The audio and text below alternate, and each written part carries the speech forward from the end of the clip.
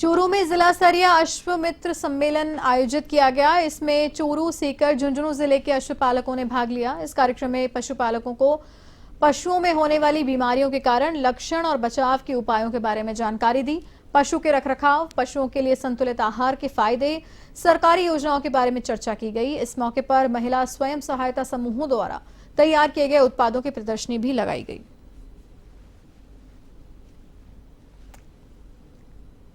Brooke India एक गैर सरकारी संस्था है जो घोड़े, गधे और खच्चर के लिए काम करते हैं और जो पालते हैं उसके किस तरीके से एनिमल वेलफेयर और उसके साथ साथ उसका आजीविका बढ़ाने के लिए हम काम करते हैं। उसके साथ साथ सरकारी जो परियोजना जो है उनको मिलना और जो इनरलैंड जो फंड मिलता है उसको सही तरीके से सदुपयोग करना, इनकम बढ़ाना, इसके ऊपर हम काम करते हैं। आपका नाम? मेरा नाम मिथुन नाथ है। मैं इन टीम के साथ ब्रूक इंडिया में काम करता हूँ। मैं गुजरात में एक्सना में बैठता हूँ। कोटा के अजय आहूजा नगर में यूनाइटेड राउंड टेबल 306 द्वारा राज्य के प्राथमिक विद्यालय में 3 कक्षों का लोकार्पण किया गया। लोकार्पण मुख्य अतिथि भ्रष्टाचार निरोधक ब्यूरो डीआईजी कल्याणमल मीणा द्वारा किया गया। अध्यक्ष स्वप्निल गोयल ने बताया कि 18 लाख की लागत से 3 कक्षों का निर्माण करवाया गया है। साथ ही कक्षाओं में फर्नीचर की व्यवस्था भी की गई है। कार्यक्रम को संबोधित करते हुए सचिव मुकुल जैन ने बताया कि विद्यालय में 3 लाख की लागत से शौचालय का निर्माण भी टेबल ने करवाया है। इस अवसर पर विशिष्ट अतिथि Rajendra Agrawal, MJF Lions Club Kota Dakshin, Satish Gupta, OSD शिक्षा मंच कार्यक्रम अध्यक्ष Ramcharan Meena, chief block education officer Kota city व रूपेश सिंह एडीपीसी सहित कई लोग उपस्थित रहे।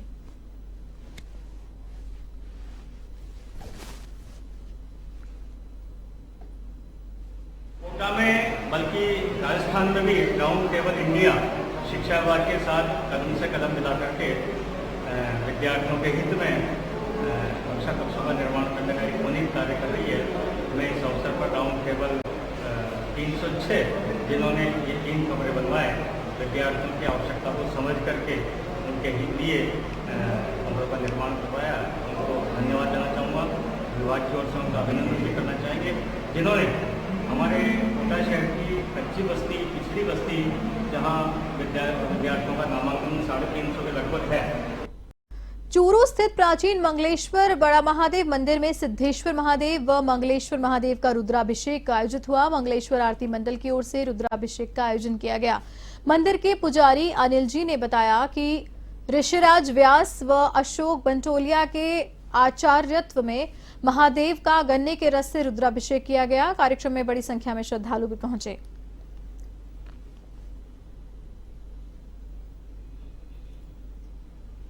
राजकीय भारतीय अस्पताल में जेब कतरा गिरोह सक्रिय है। आए दिन हो रही इन घटनाओं के मध्य नजर चूरू एसपी जय यादव ने जुलू टीम की एक टुकड़ी को अस्पताल में तैनात किया। टीम ने कार्रवाई करते हुए एक व्यक्ति को गिरफ्तार भी कर लिया है, तो वहीं एक व्यक्ति मौके का फायदा उठाकर भाग गया।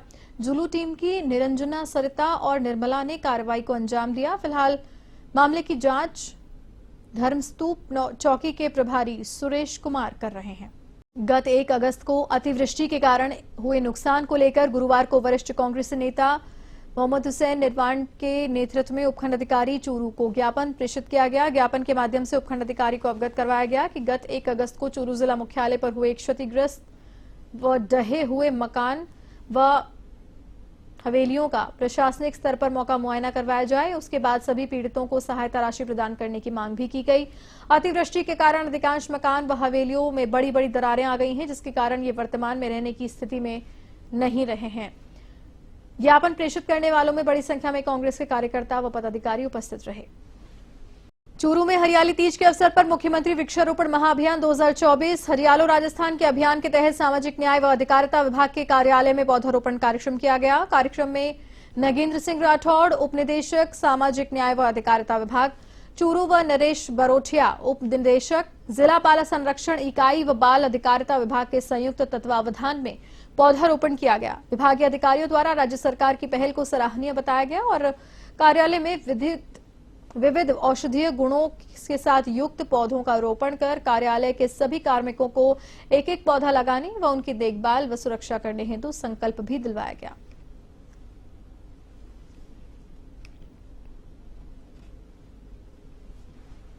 चूरू जिला कलेक्टर पुष्पा सत्यानी ने सुजानगढ़ की पंचायत समिति में जन सुनवाई की। इस मौके पर उन्होंने अधिकारियों को जन समस्याओं के शीघ्र निस्तारण के लिए निर्देश दिए।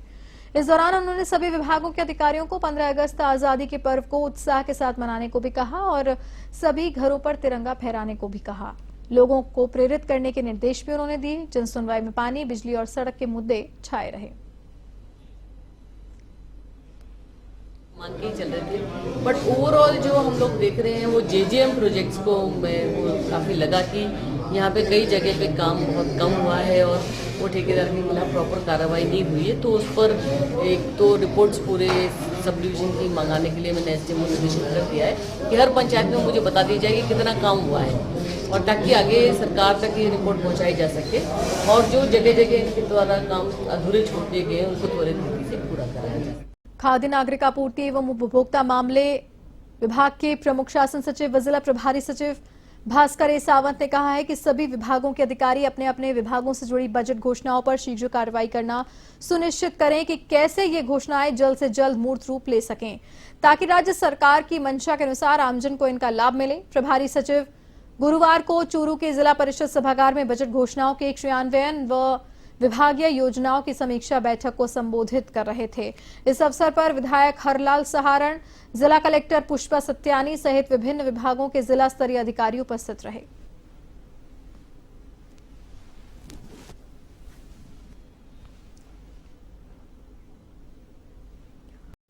झुंझुनू के पॉक्सो कोर्ट ने नाबालिग बच्चों से दुष्कर्म के मामले में सैनिक स्कूल के शिक्षक को 20 साल की सजा और 81,000 रुपए का जुर्माना लगाया है। मामले के अनुसार 7 दिसंबर 2019 को दौरासर में स्थित सैनिक स्कूल में पेरेंट्स मीटिंग के दौरान करीब 12 बच्चों ने आरोपी शिक्षक के खिलाफ यौन शोषण करने की जानकारी दी थी। स्कूल में कॉर्पोरल पनिशमेंट मॉनिटरिंग कमेटी की बैठक के बाद प्रिंसिपल ने मामला दर्ज करवाया था। पुलिस ने आरोपी शिक्षक को गिरफ्तार कर पॉक्सो कोर्ट में चालान पेश किया। कोर्ट ने आरोपी को दोषी मानते हुए 20 साल के कठोर कारावास और 81,000 के अर्थदंड की सजा सुनाई है।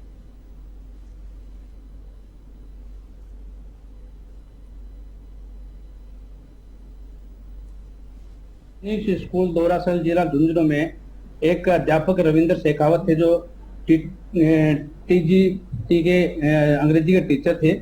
उनके द्वारा बच्चों के साथ यौन शोषण किया गया था। इस बाबत एक रिपोर्ट दर्ज हुई थी जो एफआईआर संख्या 363/2019 है जो पुलिस थाना सदर में हुई थी, जिसमें हमारे द्वारा कुल 36 गवाह पेश किए गए हैं तथा 85 दस्तावेज पेश किए हैं। इसमें सभी 12 पीड़ित बच्चे थे, उनकी उम्र लगभग 12 साल आ रही है।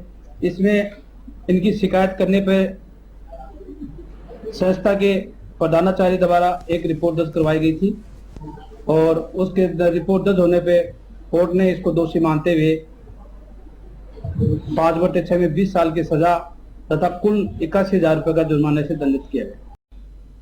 अखिल भारतीय विद्यार्थी परिषद कार्यकर्ताओं ने शहीद श्री मुकुट बिहारी मीणा राजकीय महाविद्यालय खानपुर के निर्माण में देरी व घटिया निर्माण होने पर आक्रोश व्यक्त किया। नगर मंत्री पुष्पेंद्र सिंह राजावत ने बताया कि महाविद्यालय का निर्माण घटिया सामग्री के इस्तेमाल से हुआ है, जिससे पहली बारिश में ही नाला टूट गया और भवन की दीवारों में पानी आ गया। साथ ही निर्माण सितंबर 2023 में ही पूरा हो जाना था, लेकिन 1 वर्ष से ज्यादा समय होने के बाद भी निर्माण पूर्ण नहीं हुआ है, जिससे छात्रों को असुविधा हो रही है। विद्यार्थी परिषद कार्यकर्ताओं ने घटिया निर्माण की जांच कर कार्य को सही करने व जल्द पूरा करने की मांग की।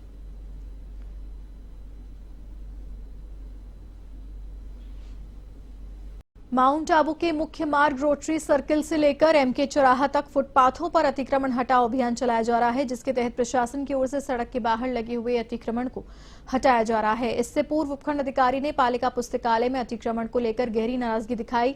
इस दौरान पुलिस प्रशासन सहित कई अधिकारी मौके पर उपस्थित रहे।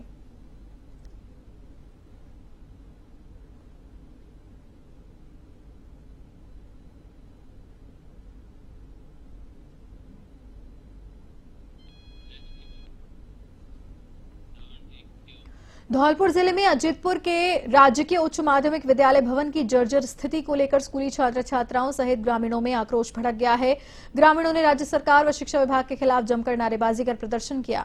ग्रामीणों ने भवन की जर्जर स्थिति को देखते हुए बच्चों को विद्यालय नहीं भेजने का निर्णय लिया। कार्यवाहक प्रधानाचार्य हुकुमचंद मीणा ने बताया कि विद्यालय को राज्य सरकार ने वर्ष 2022-23 में कक्षा 8वीं से 12वीं तक क्रमोन्नत तो कर दिया, लेकिन भवन के अभाव में कक्षाओं को संचालित करने में काफी मुसीबतों का सामना करना पड़ रहा है।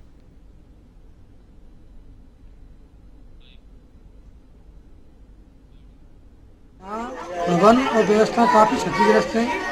हमारे बार बार प्रयास से कई बार हम शिकायत कर चुके हैं, अधिकारियों को भी, गांव वालों को कई बार इकट्ठा कर चुके हैं, पर इस बात पर किसी भी गौर नहीं किया है।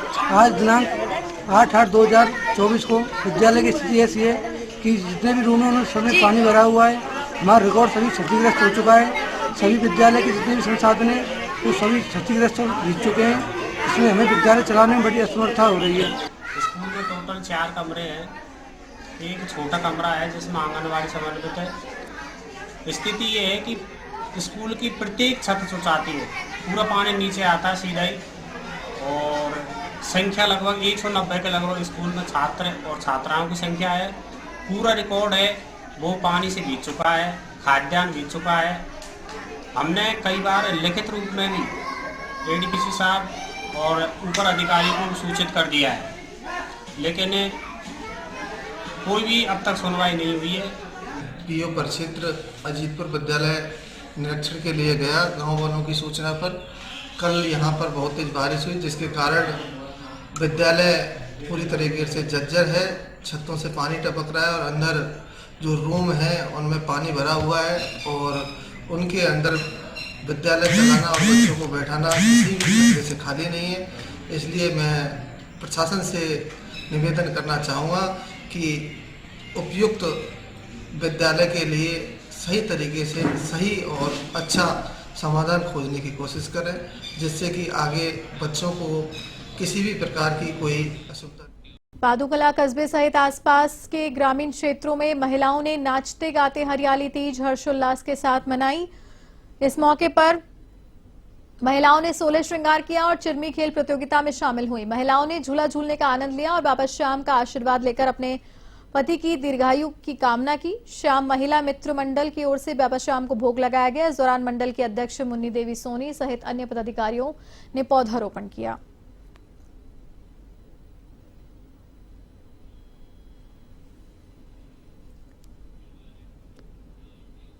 जिला प्रभारी सचिव भास्कर ए सावंत सुजानगढ़ दौरे पर रहे। इस दौरान उन्होंने राजकीय बगड़िया उप जिला हॉस्पिटल का निरीक्षण किया। इस दौरान प्रभारी सचिव सावंत ने कहा कि हॉस्पिटल प्रशासन को सफाई व्यवस्था के लिए हिदायत दी गई है।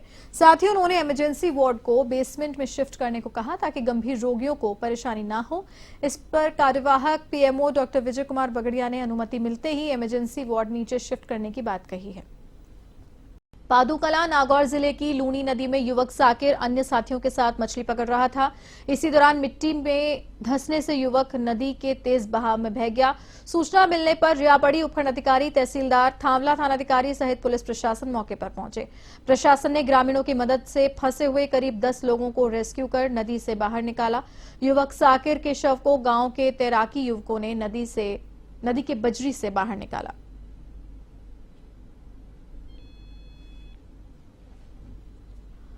कोटा दक्षिण नगर निगम के नेता प्रतिपक्ष विवेक राजवंशी की पहल पर तलवंडी स्थित राजकीय बालिका उच्च माध्यमिक विद्यालय में पढ़ने वाली 500 बालिकाओं को बड़ी राहत दी गई। बारिश में स्कूल नहीं छूटे, इस उद्देश्य से इन बालिकाओं को छाता उपलब्ध करवाया गया।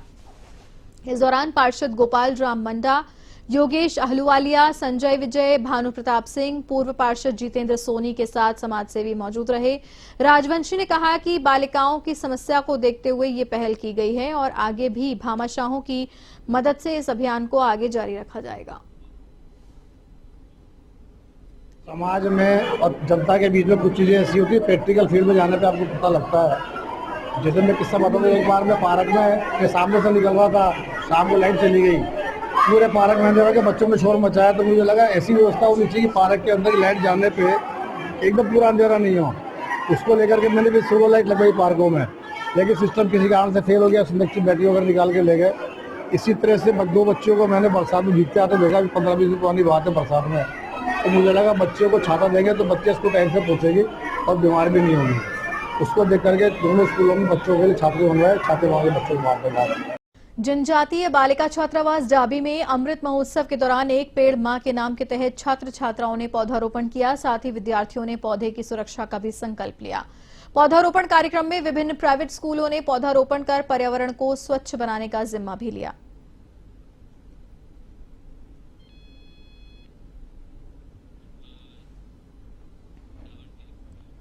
कोटा के अवली रोजड़ी में जब एक युवक अपनी गाड़ी खड़ी कर रहा था तो उसे गाड़ी की सीट में से एक बेबी कोबरा सांप निकलता हुआ दिखाई दिया।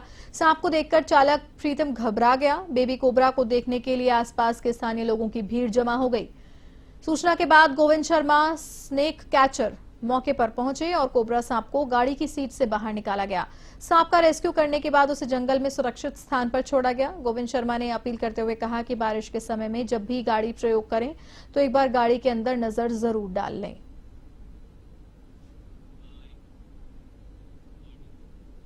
रोड से एक सूचना आई मेरे पास, जब आदमी ड्राइवर डीजे की गाड़ी चला रहा था तो उसके पास में उसको मालूम नहीं था कि उसके पास में जो खाली सीट थी उसके अंदर एक सीट के नीचे कोबरा प्रजाति का सांप जिसकी लंबाई कम से कम 3 फीट के आसपास थी, वो कोबरा उसको दिखा नहीं, वो बैठा हुआ था कोबरा सीट के नीचे की साइड में। और जैसे ही वो घर पे गाड़ी लेके गया डीजे बंद करके, तो जैसे ही वो गाड़ी से उतरा, उतरते ही गाड़ी के अंदर से कोबरा निकलते हुए उसने देख लिया और देखते ही वापस सीट के अंदर घुस गया वो। मैंने जाके कोबरा को निकाला और फॉरेस्ट अधिकारी भवानी सिंह यादव को सूचना देके लाड़पुरा रेंज के जंगल में सुरक्षित छोड़ दिया। कोबरा की लंबाई 3। पंचायत विकास मंत्री और बाना झालावाड़ प्रभारी मंत्री ओटाराम देवासी ने बारां जिले की ग्राम पंचायत बेगाना में आयोजित जिला स्तरीय वृक्षारोपण कार्यक्रम में वृक्षारोपण किया। मुख्यमंत्री सघन वृक्षारोपण एक पेड़ मां के नाम अभियान के तहत आयोजित इस कार्यक्रम में विधायक राधेश्याम बैरवा, अंता विधायक कंवरलाल मीणा, किशनगंज विधायक ललित मीणा, जनप्रतिनिधि और अधिकारी सहित सैकड़ों ग्रामीण उपस्थित रहे। ओटाराम देवासी ने बताया कि प्रधानमंत्री और मुख्यमंत्री ने एक पौधा मां के नाम एक पौधा राष्ट्र के नाम योजना लागू की, जिसमें हरियालो राजस्थान अभियान के तहत करीब 7 से 8 करोड़ पौधे लगे हैं। देता हूं हमारे राजस्थान के मुख्यमंत्री सम्माननीय भजनलाल जी का और धन्यवाद देता हूं देश के प्रधानमंत्री नरेंद्र मोदी, जिनकी प्रेरणा से एक पौधा मां के नाम और एक पौधा राष्ट्र के नाम जो योजना उन्होंने लागू की, उसमें पूरे हरियाणा और राजस्थान के नाम से हम सबकी इच्छा है कि आने वाले समय में यहाँ कम से कम 7 से 8 करोड़ वृक्ष लगे। और आप सबको पता है कि जिस तरह से पूरे वातावरण में आपने गर्मी के टाइम में भी देखा था कि बाड़मेर और जैसलमेर का जो तापमान था वो 55 डिग्री के करीब पहुँच गया था। तो आप सबको पता है कि आने वाले समय में अगर हरियाली नहीं रहेगी, ऑक्सीजन नहीं मिलेगी, तो अपन भी जिंदे नहीं रहेंगे। तो देश के प्रधानमंत्री का सपना है कि आने वाले समय में सबसे ज़्यादा वृक्ष लगाए, वृक्ष लगा करके हरियाणा और राजस्थान हो, ये आप और हम सबका लक्ष्य है। इस लक्ष्य को लेकर चल रहे हैं। कस्बे के श्याम बाबा मंदिर के पास श्याम वाटिका में हरियालो राजस्थान अभियान के तहत पौधारोपण कार्यक्रम हुआ, जिसमें मेड़ता विधायक लक्ष्मण राम मेघवाल ने जनप्रतिनिधियों के साथ ग्रामीणों ने पौधारोपण किया। इससे पूर्व विधायक ने खाटू श्याम मंदिर में बाबा श्याम के दर्शन किए।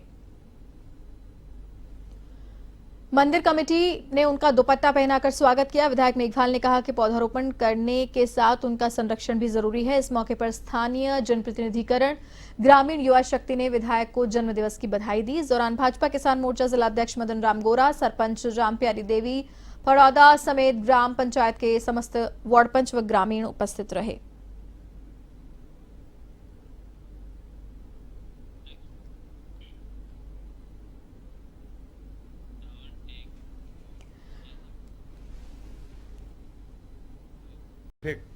प्रतापगढ़ सर्किट हाउस में राजस्व विभाग मंत्री हेमंत मीणा की अध्यक्षता में बैठक हुई। बैठक में हेमंत मीणा ने अधिकारियों को विश्व आदिवासी दिवस पर मुख्यमंत्री भजनलाल शर्मा की यात्रा के मद्देनजर दिशा निर्देश दिए। बैठक में टेंट व्यवस्था, पेयजल सहित अन्य व्यवस्थाओं के बारे में चर्चा की गई। कार्यक्रम के सफल क्रियान्वयन को लेकर अधिकारियों को जिम्मेदारियां दी गई हैं। इस अवसर पर मंत्री मीणा ने कहा कि सभी अधिकारी कार्यक्रम के सफल आयोजन के लिए आवश्यक सभी तैयारियां सुनिश्चित करें। बैठक में जिला कलेक्टर डॉक्टर अंजलि राजौरिया सहित समस्त अधिकारी उपस्थित रहे।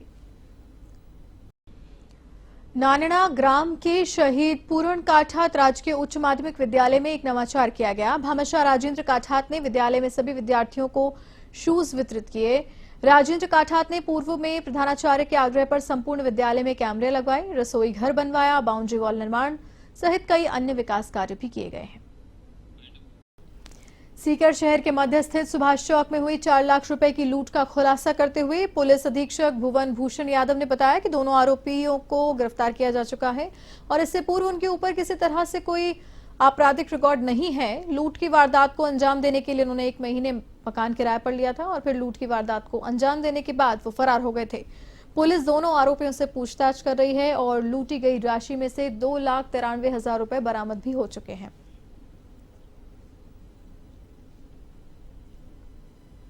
उन्होंने एफआईआर कोतवाली थाने में दर्ज करवाई, जिसमें सीओ सिटी कन्हैया लाल जी और एसएचओ कोतवाली जो है विकांत शर्मा जी, इन्होंने त्वरित कार्रवाई करते हुए टीमों का गठन करके अलग अलग सीसीटीवी खंगालने चालू की है।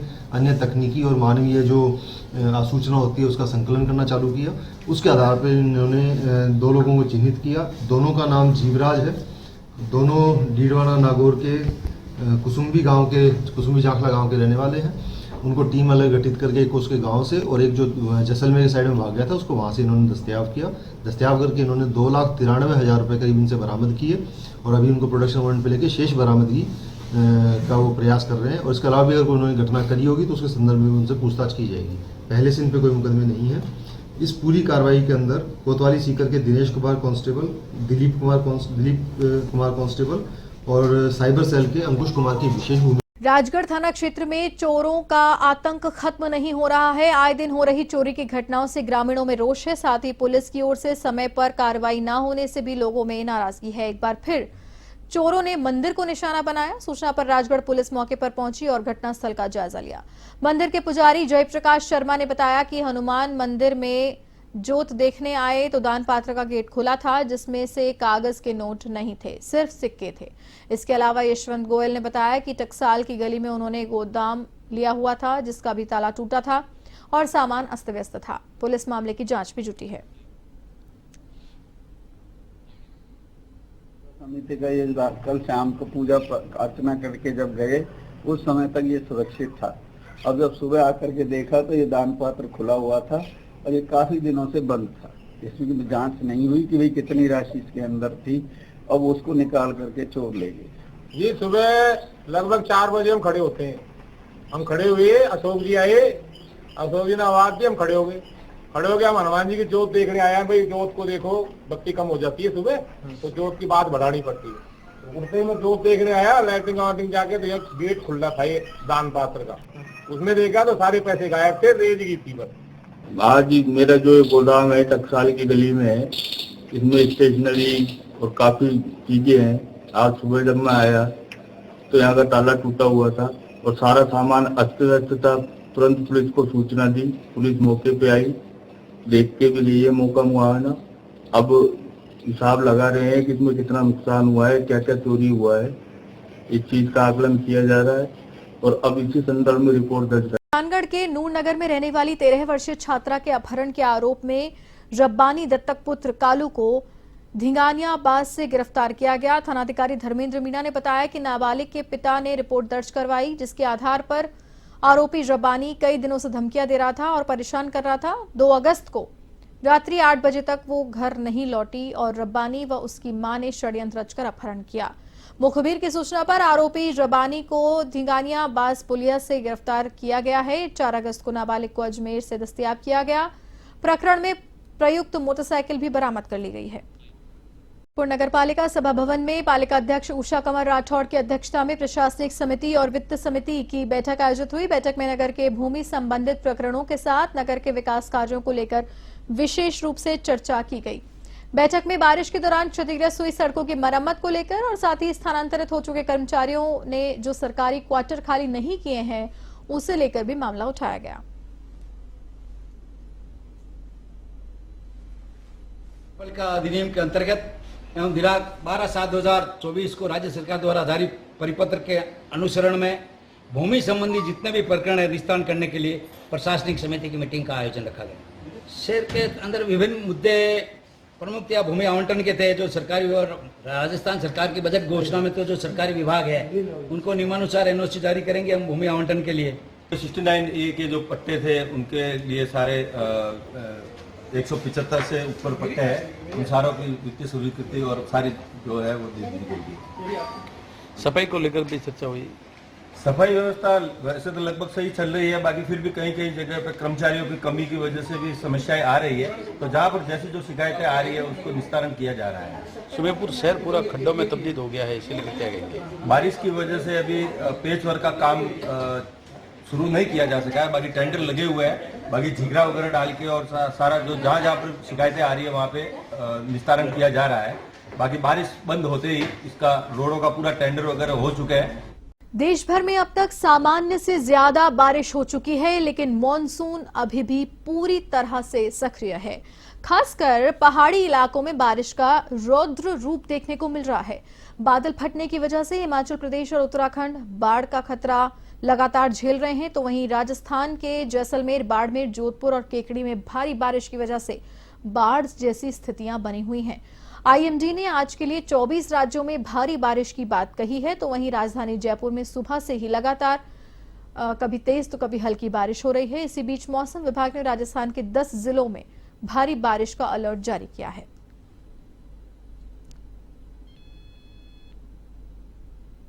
बालोतरा जिले के प्रभारी मंत्री जोराराम कुमावत ने अपने बालोतरा दौरे पर मुख्यमंत्री सघन वृक्षारोपण अभियान हरियालो राजस्थान के तहत पचपदरा और मड़ापुरा में आमजन के साथ करीब 2100 पौधों का एक साथ पौधारोपण किया। साथ ही पचपदरा विधायक अरुण चौधरी सहित अन्य जनप्रतिनिधियों और प्रशासनिक अधिकारियों ने भी वृक्षारोपण किया। इस दौरान कैबिनेट मंत्री जोराराम कुमावत ने कहा कि प्रधानमंत्री नरेंद्र मोदी के आह्वान पर एक पौधा मां के नाम के तहत हरियाली अमावस्या के दिन पूरे राजस्थान में करीब 2 करोड़ पौधे लगाए जाएंगे।